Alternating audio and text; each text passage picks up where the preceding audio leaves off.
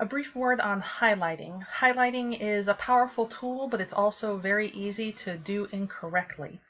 So there are some times that you do or do not want to highlight. One time that you do want to highlight, it's fine if it's your textbook, okay? So if it's your textbook, use it however you want to use it. Some people don't like to mark up books. If you're that, if you don't want to mark up your book, then don't mark up your book. But if it's your book, that's fine.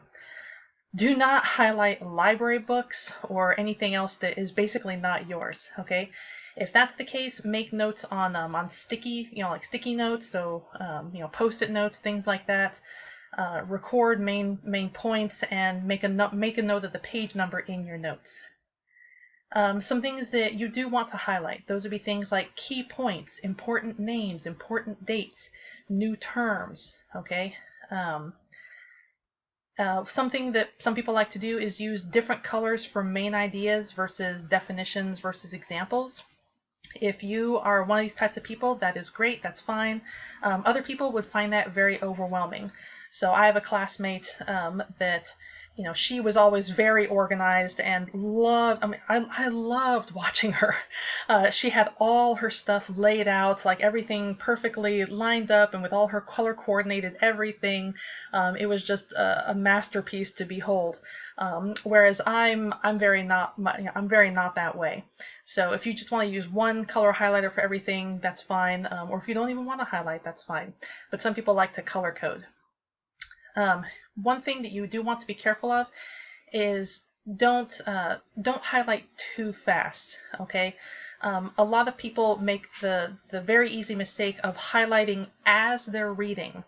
You want to read a section first and then go back and highlight, because what's going to happen otherwise is you're going to be reading and everything that you come across is going to seem important. Okay, it's all going to seem important and you're going to end up highlighting everything. So don't highlight too fast. Don't highlight before you actually know what the main points are. You don't want to highlight entire sections or paragraphs. It should be no more than 10% of a page. And you don't want to highlight someone else's, you don't want to rely on someone else's highlighting. Someone else's highlighting is not going to do you any good, especially if they were bad at highlighting. If you get a book and it's just like covered in highlights, that's of no use to anybody. Some things that you do want to use, you want to, for example, use circles, arrows, notes in the margins to make connections and ask questions. So you can, like if I'm reading an article, I might in the margin say, how did they reach this conclusion, or this contradicts that, and I'll draw an arrow to another part of the reading. So do things like that. And read the chapter summary. I always read the chapter summary first. This will also, so if you read it first, it kind of gives you an overview of what you're looking for in terms of key points.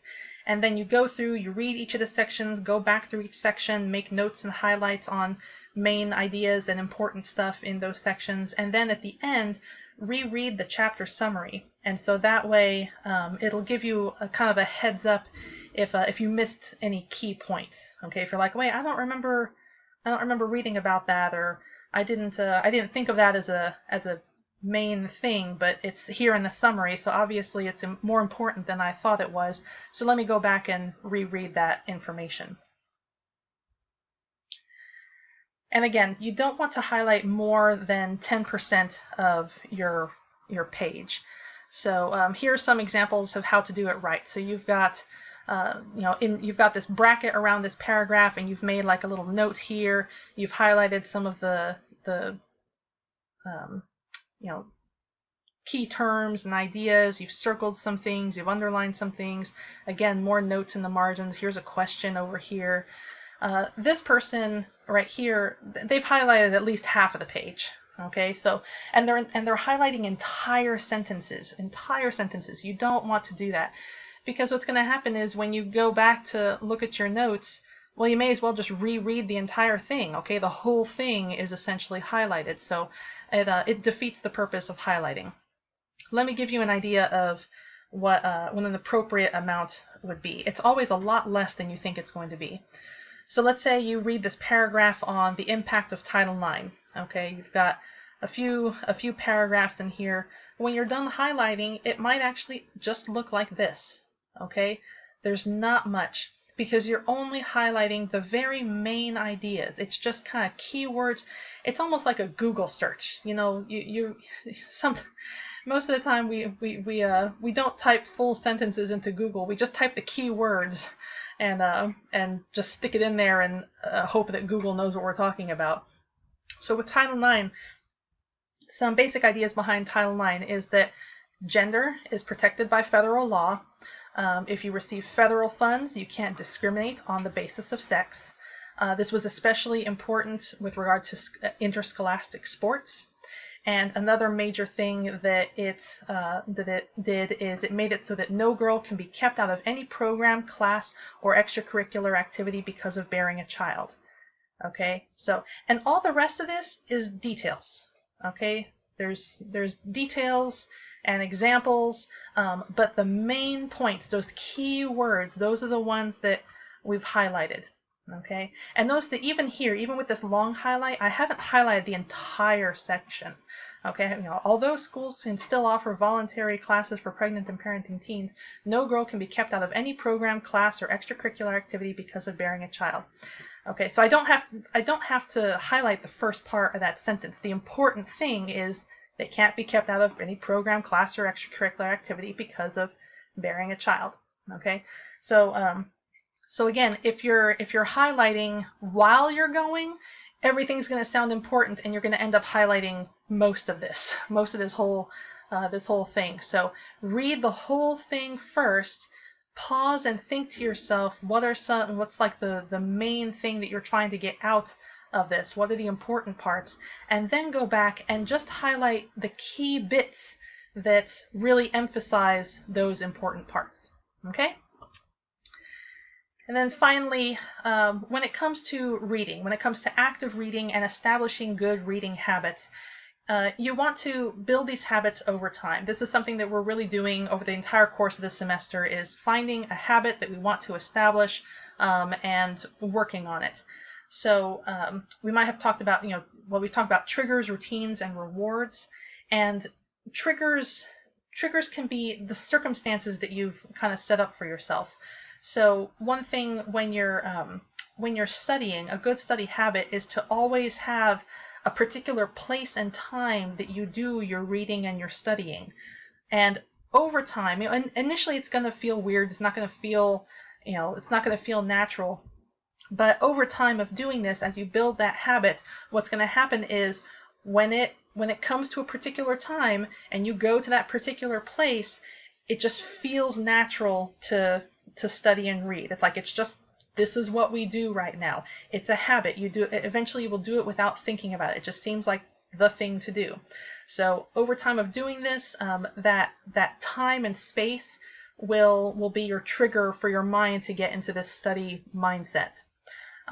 When you're in that time and space, that's when you engage in your routine, your habit. Okay, so if your habit is to use these reading strategies as you read, then this is when you would do that. Okay, you'd read, you'd make notes, you maybe highlight or say something out loud at the end of each section to see if you understood it. Whatever it is that you're trying to get into the habit of doing, that's when you do it.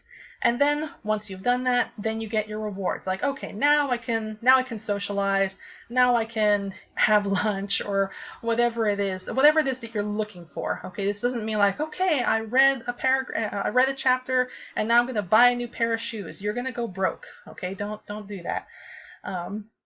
But just establish this cycle of developing a habit. So there's a time and a place.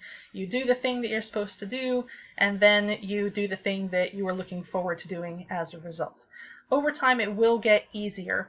I really think of it a lot like when you're cooking, when you're doing a recipe for the first time. It takes forever, and it's so laborious when you're doing a recipe for the very first time.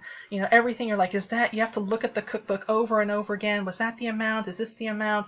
What do I do now? What comes next? But the next time you do it, it's a little bit easier because you've done it before, and the next time it's even easier, and over time, you've gotten more efficient at it. So when you're doing these if you're looking at these active reading systems and thinking, oh my gosh, that takes forever. I don't have time to do that. Initially, yes, it's going to take much longer than you're used to. But as you get used to doing it, you'll get more efficient at it. And it'll end up, in the long run, taking you less time to just do it correctly the first time, active reading the first time, than to read it ineffectively and then have to reread it 5 or 6 times in order to actually get that information. So, I mean, now I can make banana bread without the recipe. I can just go in there, gather all the ingredients, and I can just put it together. It takes me almost no time. And that's just because I make that all the time. My kids will inhale it. They will live on it if I let them. So just approach these sorts of things, these different habits that you're trying to establish, the same way. Initially, you might think, oh, this is hard. This takes too much time. I don't see this working. Give it some time. Do it repeatedly and see if you can get that habit started. Okay. Thank you so much, guys. I hope you find this helpful.